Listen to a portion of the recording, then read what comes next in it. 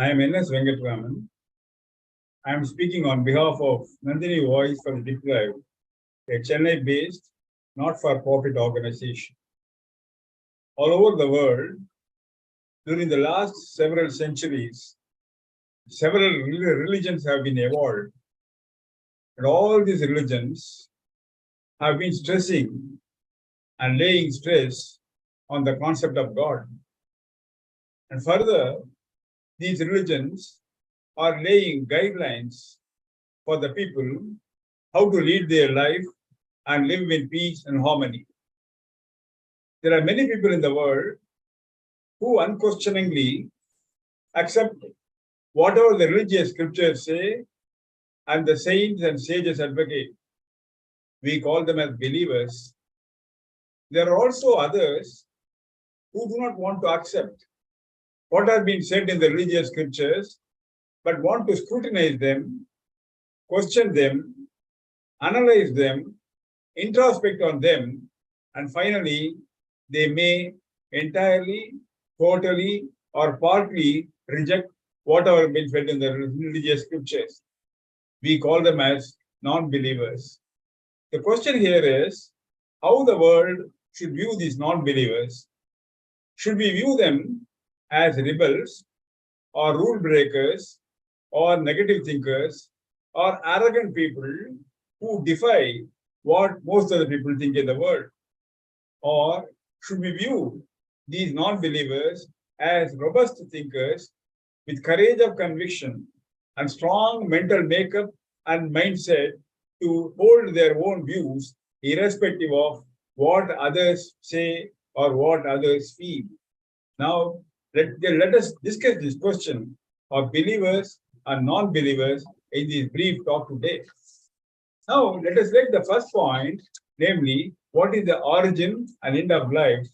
This is a question that is running in the mindset of all people all over the world, right from the day of birth to death. Now, in the question of the origin and end of life, ever since the humans and other creatures happened in the world, when was it? There have been what appears to be an unresolved question as to from where the humans and creatures come and where they would go after death.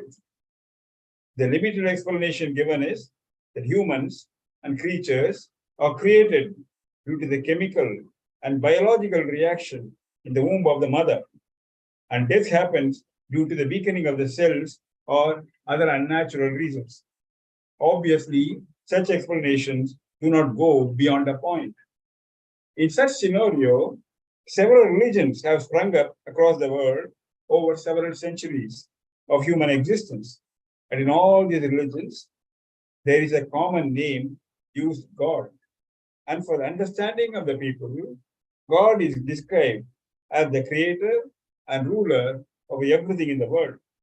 Thus, many mythological stories and events have been described across the world to further establish this concept of God. Of course, religions are important in human life as they lay down guidelines and norms for living by the humans with peace of mind by observing compassion, detachment, charity, and so on. Without religions, the world will be a scene of anarchy and chaos. While the religions have not been able to or have not been successful in totally eliminating chaos and anarchy in the world, certainly religions help in keeping chaos and anarchy in the world under the control.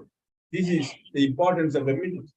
Now let us look into what Hindu religion says and what other religions say. Let's have a look at this.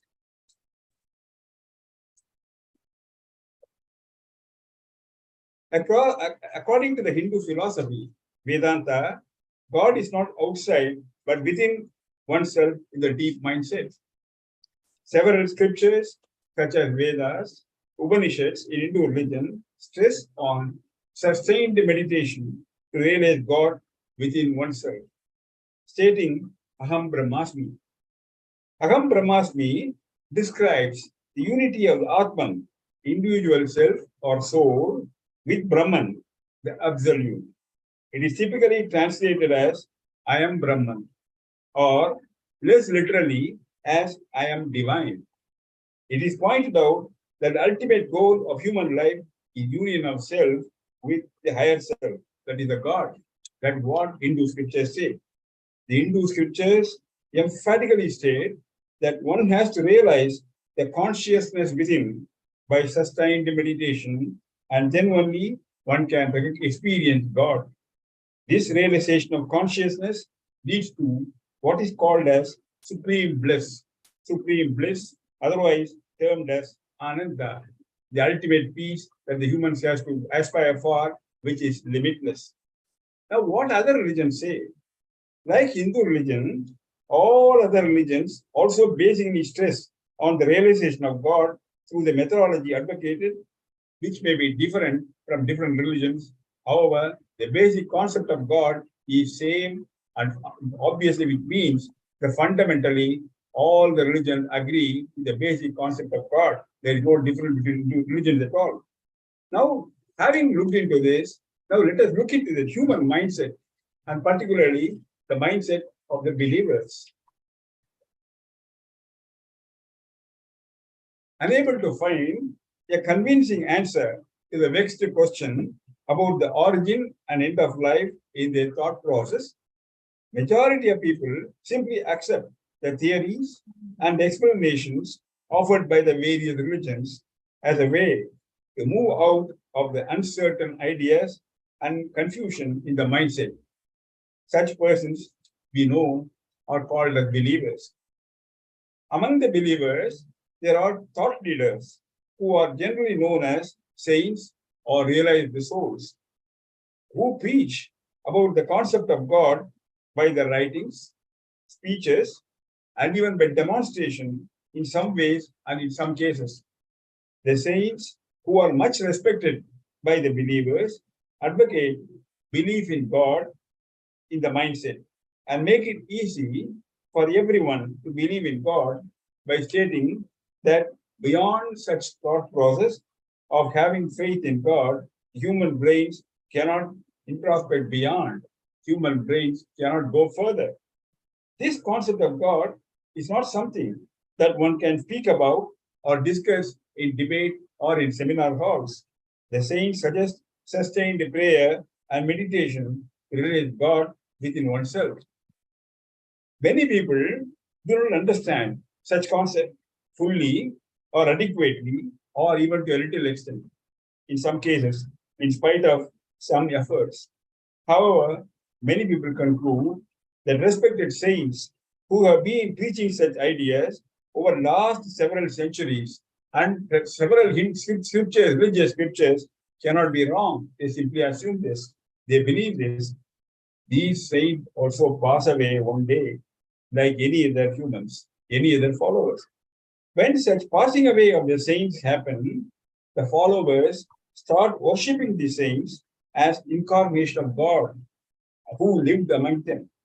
Then places of worship are built for these saints, and customary worship practices are evolved over time.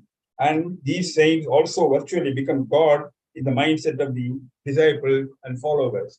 This is the human mindset and the mindset of believers. Now, what is the predicament of the non-believers? Let us have a look at this.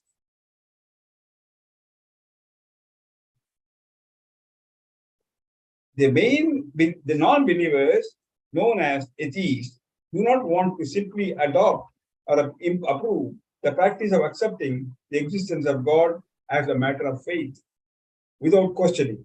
And they continue their process of thinking as to what is all that life is about and why human life happens at all. These non-believers are reluctant to view God as a mere creator or ruler, just like a king of a kingdom, as it is sought to be explained by various religious preachers all over the world. Now, the recent scientific developments with regard to human genome editing has helped the non-believers in perpetuating with their ideas. Now, what is this human genome editing? In such scenario, researchers are now working on human genome scenario, or what is called as human genome editing. The efforts relate to creation of a small piece of RNA with a short guide sequence that attaches, or other words, binds to a specific target site to a cells called DNA. This genome editing is used to alter human genomes or animal genomes. Several experimental efforts related to genetically modified or engineered animals have been attempted, and scientists have succeeded to some extent. For example, what is known as the super pig have been engineered with human growth hormone gene and resulting in transgenic, what is called as transgenic sheep dolly. It is reported that the transgenic sheep dolly developed in the laboratory are abnormal compared with the ordinary lambs and the goats. However, fact has to be recognized. However, the fact is that such transgenic sheep dolly have been successfully created by the scientists in the laboratory with whatever inadequacies.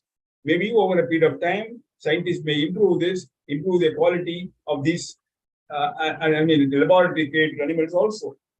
The non-believers think that such scientific development relating to creation of transgenic animal in research laboratories only go to show that the concepts set in religious teachings, such as God creating humans and creatures, rebirths, fate, karma, etc., need to be critically re-examined, re-evaluated, and commented in the world.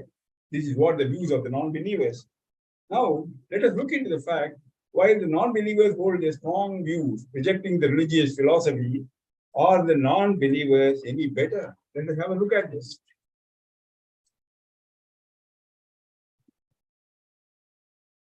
Now, are we to term these non-believers as negative thinkers, or hard thinkers, or genuine thinkers, or simply people with negative mindset?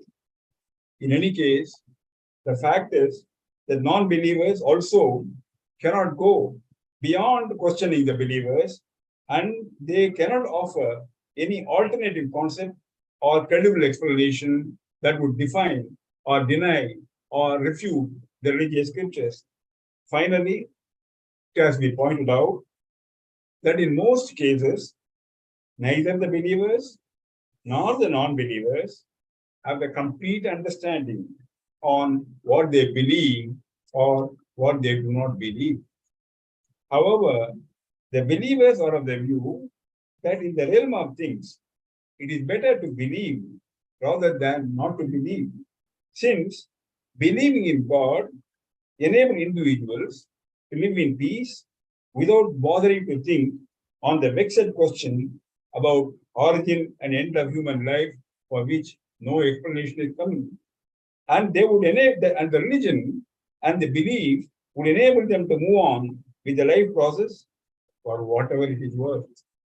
Religion also provides the believers confidence to reconcile themselves to the event of death and enable them to appreciate the fact that death is natural and inevitable. Whatever may happen to oneself after death, in essence, religions prepare individuals to accept or mentally prepare themselves to the event of death, however dislike they may have for the death event.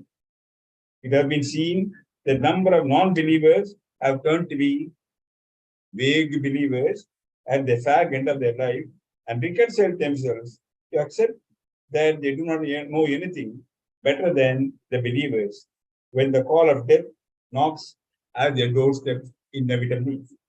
All genome researchers who may be working on the laboratory to develop animals may not be non-believers as per se, even as they continue their efforts to develop humans and animals in the research laboratories, in addition to what God is doing. Now the question is, having said this, why these non-believers, or what we call atheists, are few and far between? This is the important question that has to be answered. Now here, what we need to see is, whereas the believers far outweigh the number of the non-believers, why is it the non-believers are not large in number in the world?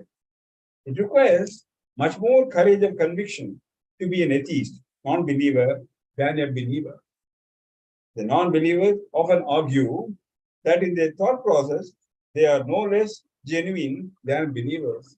In other words, they claim that non-believers are as genuine as the believer.